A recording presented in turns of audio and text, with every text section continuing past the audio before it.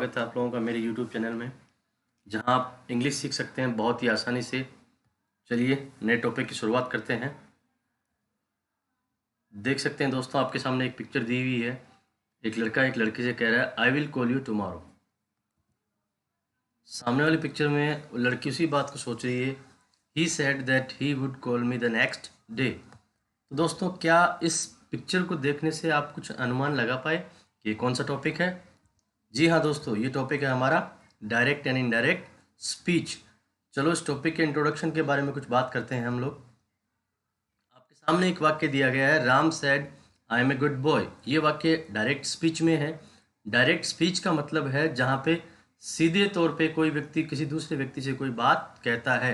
Indirect speech का मतलब है जब उसी बात को किसी और के द्वारा कहा जाता है।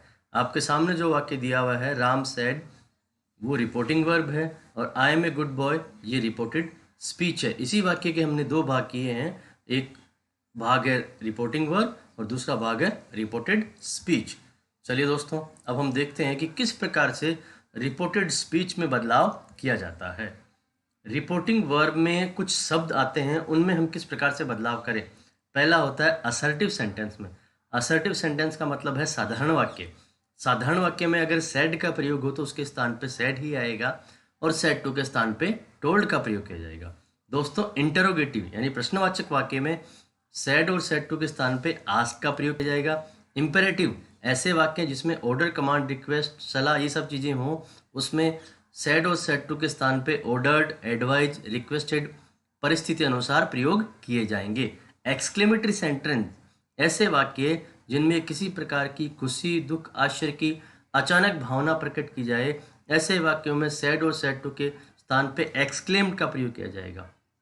वैसे ऐसे वाक्यों में एक्सक्लेम विद जॉय, सोरो और सरप्राइज भी लगता है, पर आजकल हम केवल एक्सक्लेम्ड भी लगा सकते हैं। ऑप्टेटिव सेंटेंस, दोस्तों ऑप्टेटिव सेंटेंस वो वाक्य है जिसमें शुभकामनाएं, किसी को बुरी कामना या नमस्कार किया जाता है। ऐसे वाक्यों में सैड और सैड टू के स्थान पे हम विश्ड या ब्लेस्ड का प्रयोग करेंगे। चलिए दोस्तों आगे बढ़ते हैं। आगे है कनेक्टिव्स। कनेक्टिव्स का मतलब है रिपोर्टिंग वर्ब और रिपोर्टेड स्पीच को जोड़ने के लिए जो शब्द काम में आएंगे। असर्टिव सेंटेंस में आएगा दैट। इंटरोगेटिव प्रश्नवाचक हैं उसमें आएगा WH वर्ड या इफ। अगर वाक्य WH वर्ड से शुरू हो तो कनेक्टिव होगा WH वर्ड। अगर वाक्य हेल्पिंग वर्ब से शुरू होगा, सहायक क्रिया से शुरू होगा, तो कनेक्टिव होगा if. Imperative order, command, request वाले सेंटेंस में आएगा टू।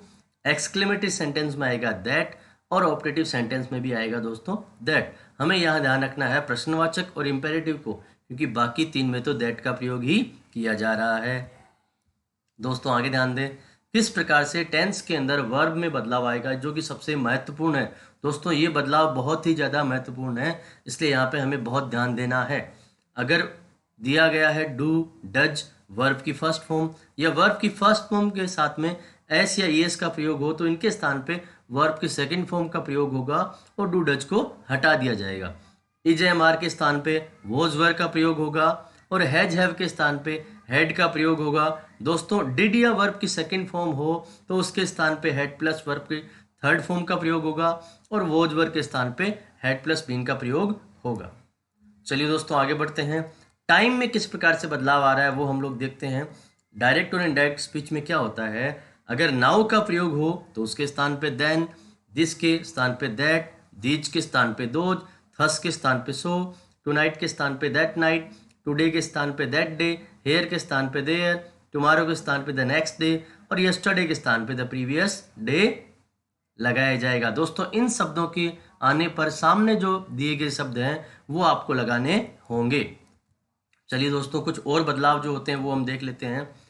कैन के स्थान पे कुड का प्रयोग होगा, विल के स्थान पे वुड का प्रयोग होगा, शैल के स्थान पे शुड का प्रयोग होगा, मे के स्थान पे माइट का प्रयोग होगा, परंतु मस्ट की जगह केवल मस्ट ही रह जाएगा। चलिए दोस्तों आगे चलते हैं। Pronouns, first person, second person, third person के जो प्रोनाउंस होते हैं उनमें किस प्रकार से हम बदलाव करेंगे, ये भी जानना हमारे लिए बहुत ही इंपॉर्टेंट या महत्वपूर्ण है। फर्स्ट पर्सन जो होंगे रिपोर्टेड स्पीच में, जैसे आई या वी, उनका हम बदलाव करेंगे रिपोर्टिंग वर्ब के सब्जेक्ट के अनुसार। दोस्तों रिपोर्टेड स्पीच में आने वाले पर्सन्स का रिपोर्टिंग वर्ब में आए हुए सब्जेक्ट ऑब्जेक्ट के अनुसार बदलाव करना है। फर्स्ट पर्सन का रिपोर्टिंग वर्ब के सब्जेक्ट के अनुसार, सेकंड पर्सन जो कि यू होता है उसका रिपोर्टिंग वर्ब के ऑब्जेक्ट के अनुसार, और थर्ड पर्सन जिसमें ही, सी, इट, दे, नेम्स आदि आते हैं उनमें किसी प्रकार का बदलाव नहीं किया जाएगा। दोस्तों ध्यान देने योग्य बात है, फर्स्ट पर्सन को सब्जेक्ट के अनुसार, सेकंड पर्सन को ऑब्जेक्ट के अनुसार और थर्ड पर्सन में कोई बदलाव नहीं होगा। दोस्तों आगे चलते हैं, एक्सरसाइज टाइम। चलिए कुछ इसके क्वेश्चन सोल्व करके हम लोग देखते हैं। Convert the sentence into indirect speech, हमें कुछ बदलाव करना है वाक्यों में। John said the sun rises in the east, इसका जवाब होगा John said that the sun rises in the east. दोस्तों आपको जानकर आश्चर्य होगा कि हमने इसमें बहुत ज़्यादा बदलाव क्यों नहीं किए, क्योंकि ये ऐसा वाक्य है, ये यूनिवर्सल ट्रूथ है, जो शाश्वत सत्य है, आज भी सत्य है, कल भी सत्य होगा और परसों भी सत्य रहेगा, इसलिए इसके टेंस में कोई बदलाव नहीं होगा। अगला वाक्य है Shalu said have you read this book, इसका जवाब होगा Shalu asked if I had read that book. दोस्तों प्रश्नवाचक आस्क्ड का आस्क्ड हमने लगाया है और यहाँ पे यू को हमने आई में बदलाव किया और हैव को हमने हैड में बदलाव किया। She said what a horrible mess you have made, जैसा कि आप देख सकते हैं ये कैसा वाक्य है, एक्सक्लेमेटरी सेंटेंस, तो हमने यहाँ पे क्या लगाया है, सेड के स्थान पे exclaimed, she exclaimed that I had made a very horrible mess. दोस्तों यहाँ पे जितने भी एक्सक्लेमेटरी वर्ड्स होते हैं, व्हाट, वाउ, इस तरह के शब्दों को हटा दिया जाता है। अगला वाक्य है Sahil said I like to read books, Sahil ने कहा I like to read books, इसका जवाब होगा Sahil said that he like to read books. अगला है दोस्तों he said I am writing a letter, इसका जवाब होगा he said that he was writing a letter. चलो दोस्तों एक और एक्सरसाइज हम लोग देखते हैं, पर दोस्तों इस बार जो एक्सरसाइज है उसका जवाब आप सब लोगों को ही देना है। आपके सामने 8 सेंटेंस दिए गए हैं, आप लोगों को इनको पढ़ना है और पढ़ने के बाद में इन सारे सवालों के जवाब हमारे कमेंट बॉक्स में देने हैं। दोस्तों मैं आपसे रिक्वेस्ट करता हूँ please like, share and subscribe our channel. दोस्तों इसी प्रकार के इंटरेस्टिंग वीडियोस देखने के लिए, इंग्लिश को ज्ञान को बढ़ाने के लिए प्लीज़ हमारे चैनल को सब्सक्राइब कीजिए और press the bell icon. Thank you so much for watching the video.